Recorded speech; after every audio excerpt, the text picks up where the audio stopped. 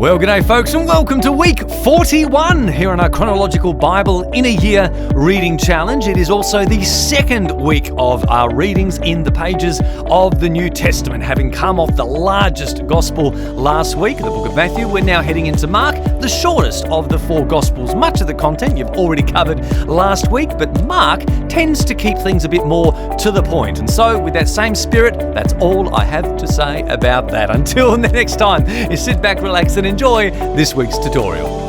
Really helpful. And that's probably a good thing to remind us of right now as we head in more and more into the New Testament. This whole thing about having the Old Testament and the New Testament sometimes I feel can be a really unhelpful dichotomy, all right? Some people grow up believing, well, the Old Testament's written to Hebrews, the New Testament, that's written to Christians. That's the one that's for us. No.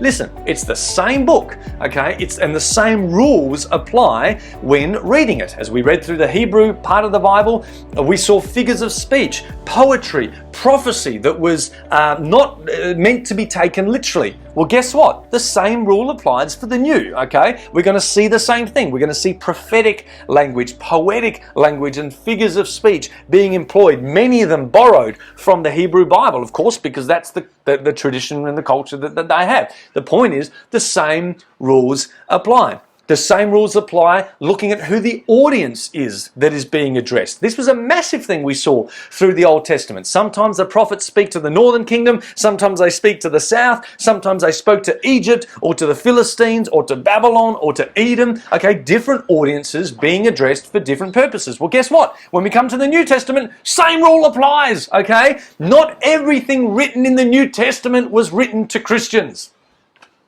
Even the words that Jesus speaks in red, many of them were not written to Christian people. In fact, you could probably say none of them were spoken to Christians because Christians don't even exist until Acts chapter 2.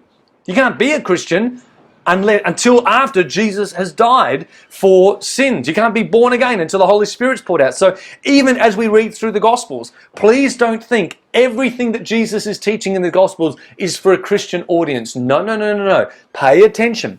Sometimes Jesus is speaking to religious people, and particularly Jewish Old Covenant leaders. Sometimes he's speaking to Gentile people. Sometimes he's speaking to his followers. We always need to pay attention to the audience. The same rule applies, all right? It's the same Bible, it's the same story, and the same rules apply throughout it. You can, in my estimation, I think you can basically ignore that page that says New Testament that the editors put in, okay? God didn't put it there. There's a 400-year gap between Malachi and Matthew, but God never said that's the start of the New Testament. That's just what our editors did to make it what they think's helpful.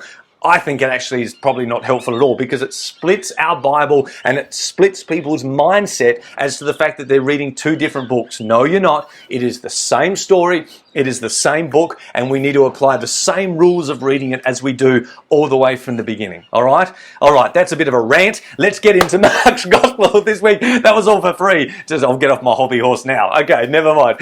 Mark's Gospel is a lot shorter than Matthew, so you'll be relieved to know that. In fact, it's about half the size, and about 90% of what we see in Mark we've already read in Matthew last week. So it's going to seem quite repetitive, but still pay attention because there's some great gems in there for you. As with all the Gospels, the author is anonymous, okay? When we come to the letters of the New Testament, it's customary for people to introduce themselves. Paul, an apostle, blah, blah, blah. But with the Gospels, it's a story, okay? It's written as a story, and the author never self-identifies. So Matthew, Mark, Luke, and John get their names because of church tradition that says who wrote them. So traditionally, it's been believed that John Mark, who was a companion of Peter, wrote this Gospel and primarily wrote it to a Greek audience, a non-Jewish audience, and we kind of pick that up because every now and again he'll explain a certain Jewish tradition, whereas if he was writing to Jewish people like Matthew was, he wouldn't really have to do that, okay?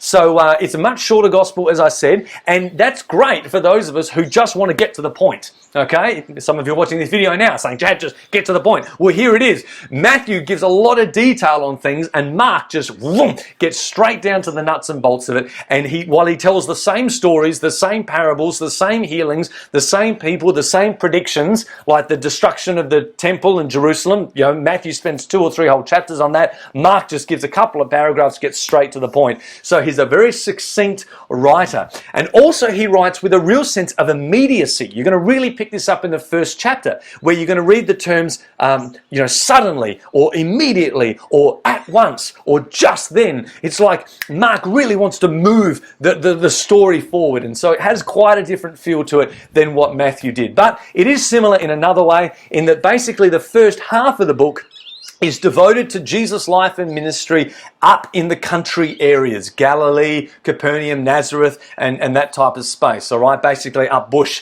where there's farmers and fishermen. It's only in the second half of the book that Jesus comes down to Jerusalem, which is basically because he is going to the cross. And so Matthew, Mark, and Luke all follow a similar pattern like that, and that's why they're traditionally called the Synoptic Gospels. They have the same synopsis. Okay, basically, which is where that word comes from. John, very different, and we'll have a look at him before too long. All right, anyway, there's a few things about Mark's Gospel I really picked up this week. Keep your eye out for them, and hopefully this helps you as you read Mark this week. The first thing is Mark constantly references Jesus being followed by large crowds, whether he's on a mountainside or a synagogue or his own house or somebody else's house. It doesn't just say that crowds followed him.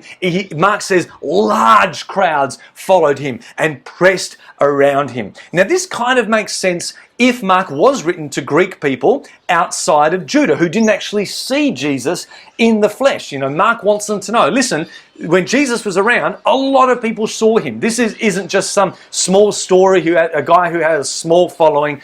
There was huge amounts of people, multitudes of people that witnessed the things I'm telling you about. So possibly that's why he emphasizes that. Yet the second thing that's interesting, while on one hand he had large crowds, the second thing to notice is that Jesus constantly tells people to keep his ministry quiet.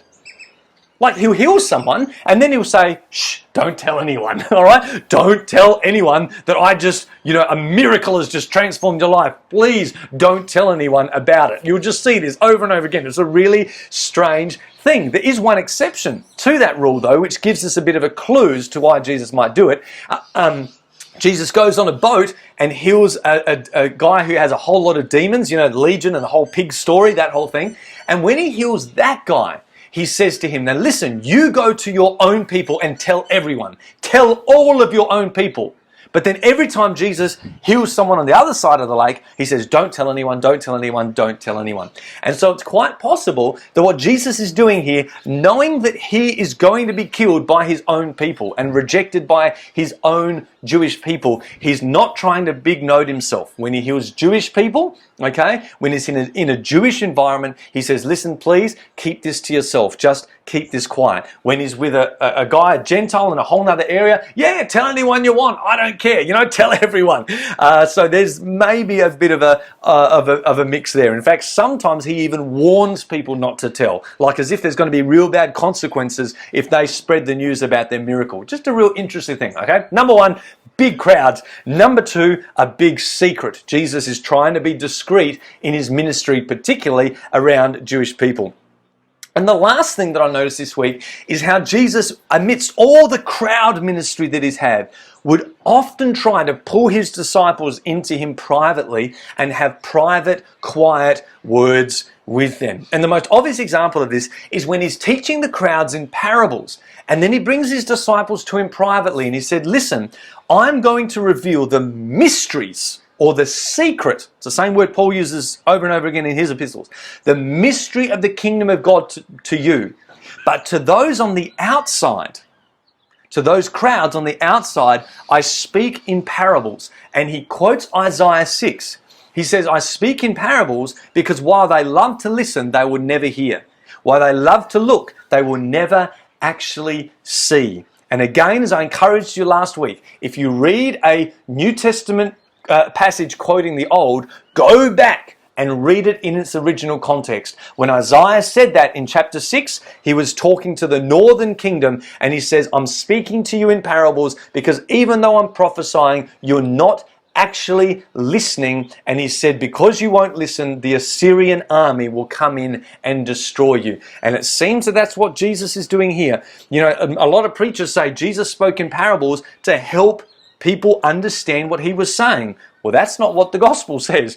He says he spoke in parables to people who would refuse to listen. And like Israel, northern kingdom that was taken out by the Assyrians, as we know, he prophesies the people Jesus was speaking to, the people on the outside, would eventually be taken out by the Romans in a very, very similar and parallel situation. Sadly, but it's true, and we know that Jesus predicts that again here in Mark's Gospel with the destruction of Jerusalem coming sometime in the future. All right, so what's your point, Chad? Get to the point, all right? The point is he has big crowds. He's always telling people, shh, don't tell people about me. And the third thing is, he pulls his disciples together to himself to tell them secret things that he doesn't tell the crowds. All right?